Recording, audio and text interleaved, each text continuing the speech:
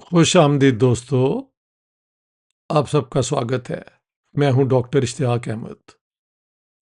आज से 2 दिन पहले मुझे इत्तेफाक हुआ फिल्म सुतलज, जो एक ईस्ट पंजाब के अंदर जो 1980s 1990s में Khalistan Bhindranwale versus Indian government, Indira Gandhi का कत्ल, ये सारी बैकग्राउंड के ऊपर ये फिल्म है सतलुज।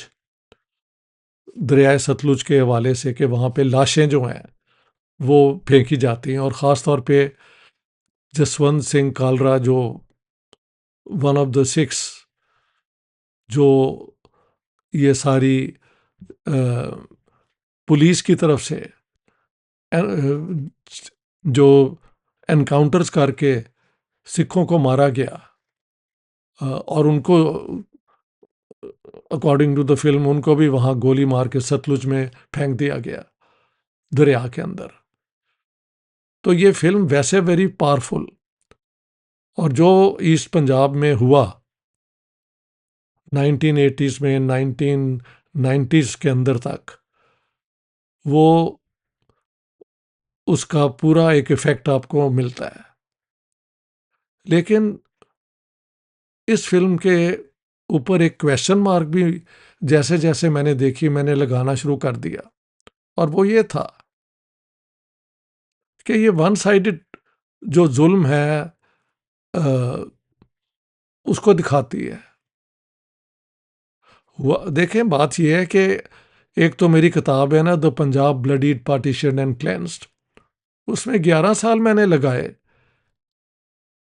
फैक्ट्स को ढूंढते ढूंढते, ताकि किसी एक कम्युनिटी के ऊपर गलत इल्ज़ाम ना लग सके। जो हुआ है, जिसने जो किया है, वही दिखाया जाए, वही किताब में पेश किया जाए।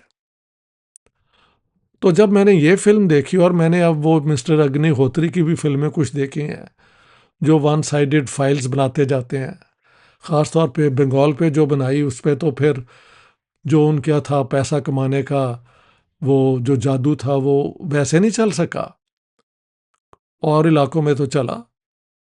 अब ये सतलुज भी जो है, वो Punjab police back by the Indian government आप कह सकते हैं, दिखाती है कि किस तरह पंजाब पुलिस ने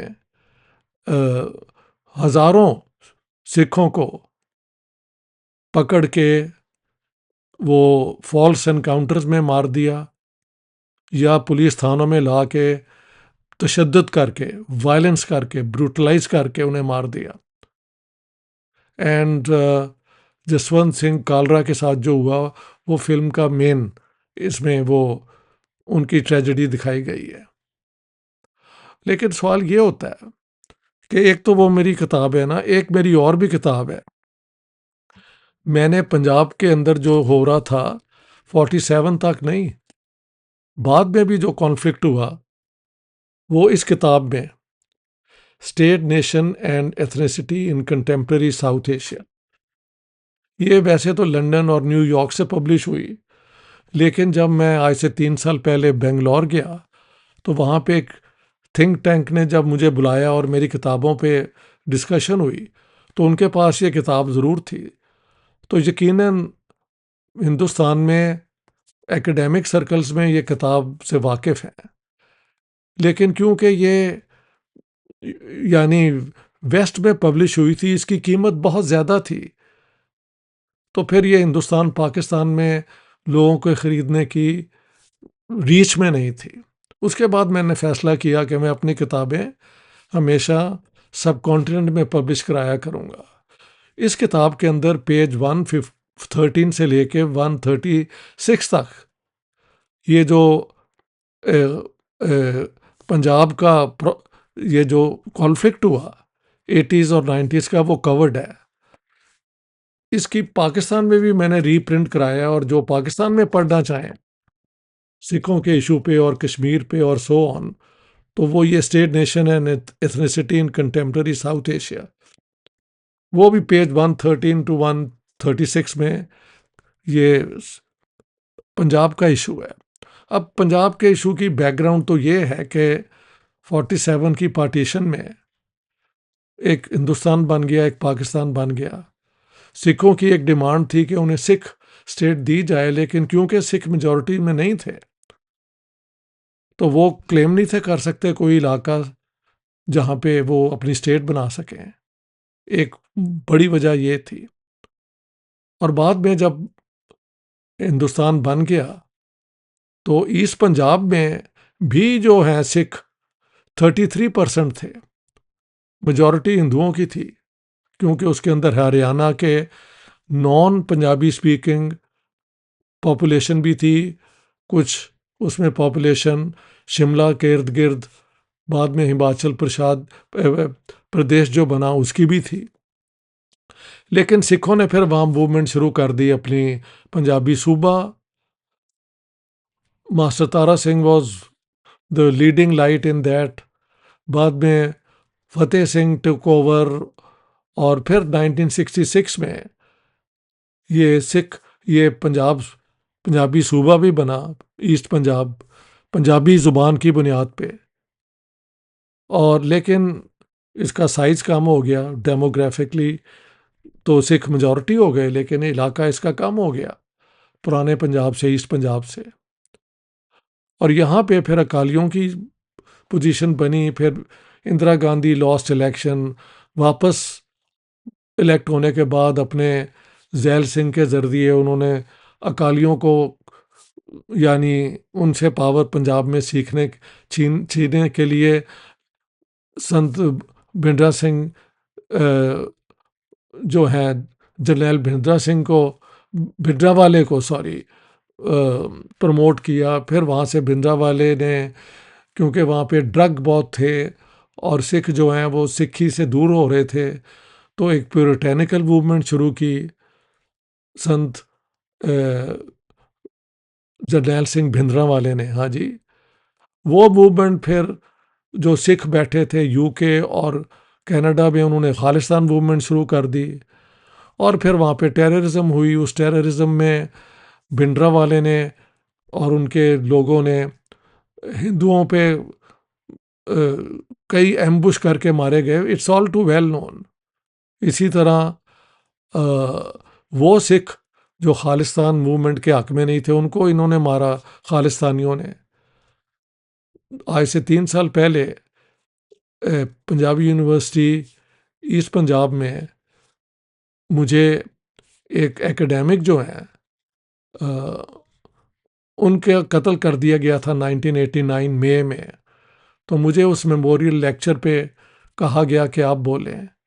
तो मैं तो वाकिफ़ हूँ कि वो एकेडमिक सिख जो हिंदू, सिख और बाकी पंजाबियों को इकट्ठा रखने के हक में थे, उनको खालिस्तानियों ने पकड़ पकड़ के मारा था।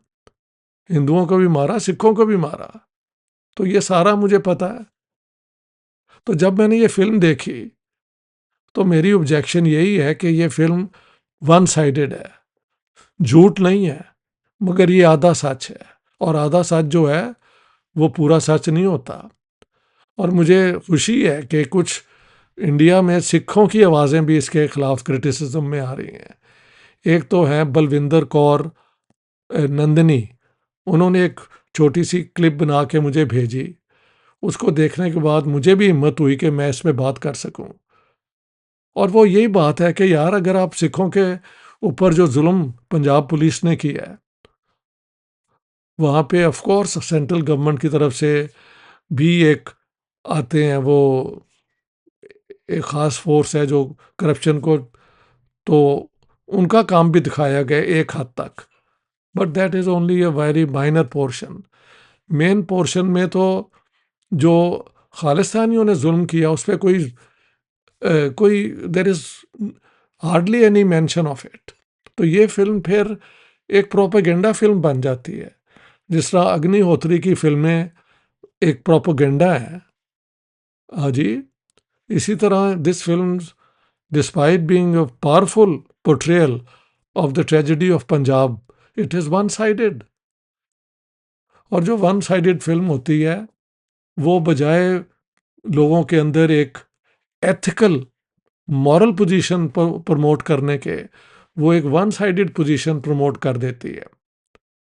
तो this can very much be a film made for the Khalistani movement.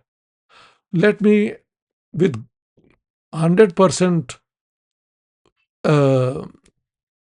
Responsibility से, कि ये खालिस्तान मूवमेंट जो है उसका कामयाब होना पहले भी बिल्कुल मुमकिन नहीं था, अब भी मुमकिन नहीं है।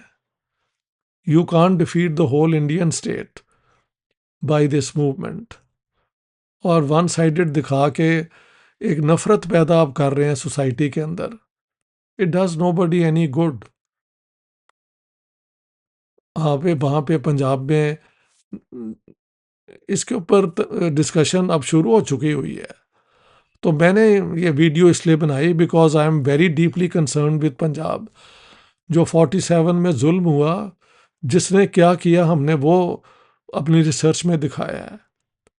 हाँ जी, इसी स्पिरिट में फिल्में भी बननी चाहिए, ताकि एक वायलेंस के ख़िलाफ़ एक एथिकल पोजीशन हो, जो खालिस्तानियों की, एक्सट्रीमिस्ट फंडामेंटलिस्ट सिखों की और हिंदुओं की जो है एक्सट्रीमिज़म, उसको भी एक्सपोज करे। इंदिरा गांधी की जो गवर्नमेंट का जुल्म है वो भी एक्सपोज करे। उसको कत्ल किया गया, उस पर भी बात होनी चाहिए। लेकिन जो भी बात हो वन साइडेड नहीं होनी चाहिए। सो इस फिल्म को देखते हुए I was riveted, you know, couldn't do anything while I saw it. लेकिन as soon as the film was over, I realized कि ये वन साइडेड है। It tells the story only of one aggrieved party. मेरे ख्याल से इसको ज़्यादा एक ऑथेंटिक अकाउंट बनाया जा सकता था अगर बैलेंस होता इस फिल्म में। सो ये देखी जा रही, और इसका इफ़ेक्ट डेफिनेटली आवाम में बहुत होगा। इस पे डिस्कशन भी होगी। I thought I will present my point of view. Thank you very much. All the best.